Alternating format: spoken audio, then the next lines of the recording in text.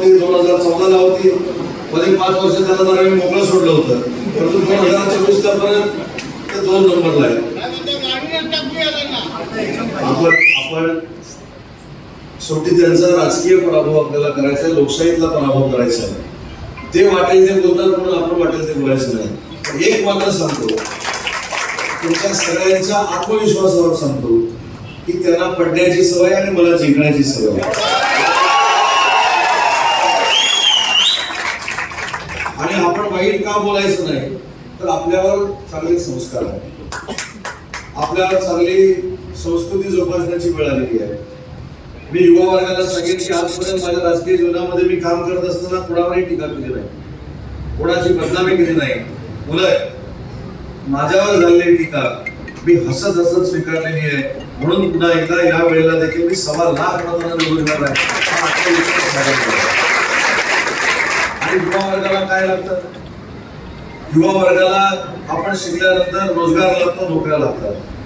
आज या युवा पिढीला मला मनापासून अभिमानानं सांगायचं आहे की 2004 ला पहिल्यांदा जेव्हा मी या राज्यामध्ये विधानसभेचा आमदार झालो, त्या दिवसापासून 2022 पर्यंत सातत्यानं जे उद्योगमंत्री झाले त्यांच्याकडे मी प्रामाणिकपणानं जात होतो, त्यांना विनंती करत होतो की माझ्या तालुक्यामध्ये, माझ्या रत्नागिरीमध्ये एक तरी आपण उद्योजक पाठवावा, एक तरी उद्योग आपण निर्माण करावा. कुणी माझं ऐकलं नाही. परंतु नियतीच्या मनात होतं की तुमच्या सगळ्यांच्या सहकार्यानं उदय सामंत उद्योगमंत्री व्हावा.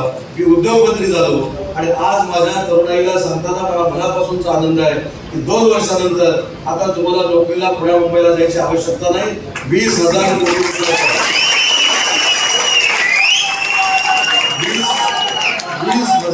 रुपयाचा 20,000 कोटी रुपयाचा तरुणांना आणि तरुणींना नोकऱ्या देणारा देशातला पहिला सेमीकंडक्टरचा प्रोजेक्ट जर कुठे होत असेल तर तो या रत्नागिरीच्या चंपक मैदानामध्ये होतोय. अजून एक प्रकल्प आणला, माझ्यापेक्षा या तरुणाईला त्याचा अभिमान वाटेल.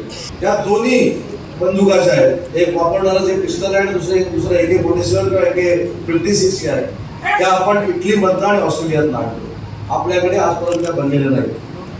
1 वर्षानंतर या रत्नागिरीच्या मुलांना सांगताना आनंद होणार आहे की महाराष्ट्राच्या, देशाच्या आणि सीमेवरच्या सैन्याच्या हातामध्ये जी बंदूक आहे त्या आमच्या रत्नागिरीमध्ये बनवल्या